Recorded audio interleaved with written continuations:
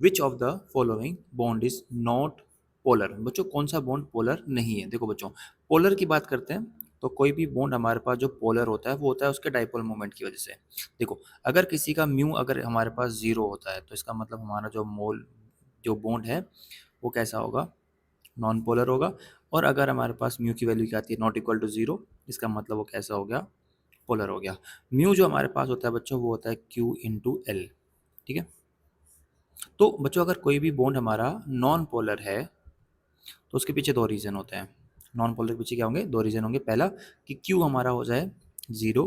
Q zero कब होगा बच्चों? जब डिफरेंस इन इलेक्ट्रॉन नेगेटिविटी हमारे पास हो जाता है जीरो। इसके अलावा जो डाइपोल मोमेंट हमारे पास है बच्चों वो एक वेक्टर क्वांटिटी होता है। तो अगर हमारे पास में नेट डाइपोल क्या हो जाए? जीरो। क्या होगा बच्चों? नेट डाइपोल हमारे पास अगर जीरो हो जाएगा तो भी हमारा जो मॉलिक्यूल है वो कैसा हो जाएगा? नॉन पोलर हो जाएगा। अभी हम यहाँ पे सिर्फ बॉन्ड की बात कर रहे हैं, पूरे मॉलिक्यूल की बात नहीं कर रहे। तो हम बच्चों चेक कर लेंगे कहाँ पर इलेक्ट्रोनेगेटिविटी का डिफरेंस जीरो आ रहा है।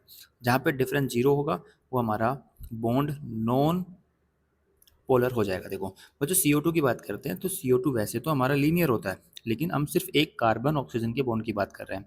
तो ऑक्सीजन की इलेक्ट्रोनेगेटिविटी ज़्यादा होने की वजह से पार्शियली नेगेटिव, कार्बन पे आएगा पार्शियली पॉजिटिव। तो सेपरेशन ऑफ चार्ज होने की वजह से बॉन्ड हमारा जो है बच्चों वो कैसा है?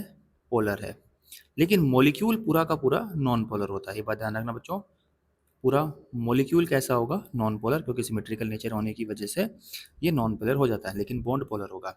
अब बच्चों बात करते हैं वाटर की। तो वाटर में हमारे पास क्या है? ऑक्सीजन हाइड्रोजन है। तो ऑक्सीजन की इलेक्ट्रोनेगेटिविटी ज़्यादा, हाइड्रोजन की इलेक्ट्रोनेगेटिविटी कम। Again there is separation of charge, तो यहाँ पे पोलर नेचर हो गया। अब बच्चों बात करते हैं N2 की। तो N2 में क्या होगा? नाइट्रोजन नाइट्रोजन का बॉन्ड बनेगा।